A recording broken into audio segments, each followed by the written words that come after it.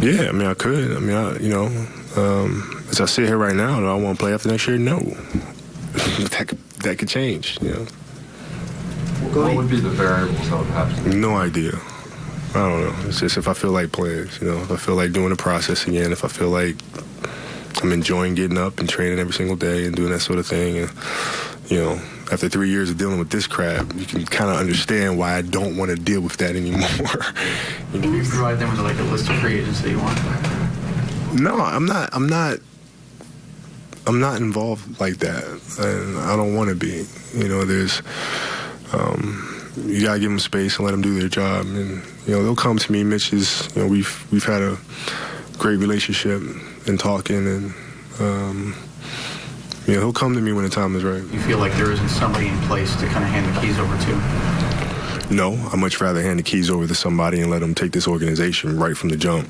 I'd much rather do that, and hopefully we can. But if not, even when I'm retired, that's one of the things that I'll be hell-bent on with Jeannie and Jimmy to make sure this franchise gets back to where it needs to be. All right, so Kobe, not planning on playing after next season. I just wish we could all just get him through next season before all the questions come about the one after, season number 20. He did talk about turning the keys over to someone else to lead this franchise and how he'd be happy to do it. How hard would that be for him? It's been his franchise for a long time, Jay.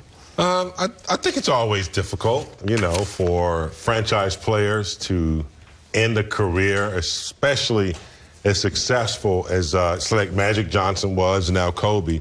It's hard because you want to give it to someone who's just as good or better than you, and that's hard to do. That's a hard task. Yeah, and finding someone that soon and that quick, compared to how much Kobe's going to play, it's hard. So a successor, I don't know. What does it take? And Kobe was asked this, if you didn't see it earlier in our pregame show, he was asked about what it kind of takes to be the man in lead, and he had mentioned Magic Johnson. He said, listen, Magic and I were a lot of the same, except Magic was a lot nicer to you guys. And he smiled, but he was just as competitive. So you guys played with both of them. You also played with Shaq. Like, what does it take to be the man here in L.A. and be able to take the criticism and want to lead? Well, because Kobe said it's win or nothing.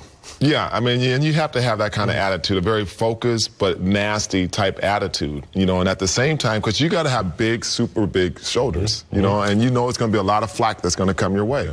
You almost have to be unliked at times. It's not a job that, you're going to be liked all the time, but at the same time, you have to convey to your teammates that you're monitoring them constructively and you're not being negative. You're just trying to enroll them. And sometimes, for guys like Magic and Kobe, it's difficult for them. I remember when Magic was coaching, he expected guys to get things like he got it. And, that's one thing about super great players.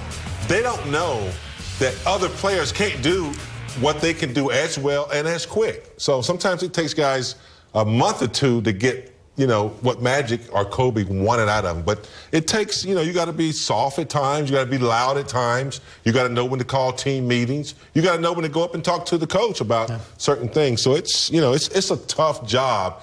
And then you got to go out and play like and you got to win. You got to win. You got to win, for sure. All right, let's go back to the Lakers locker room. John Iron was there with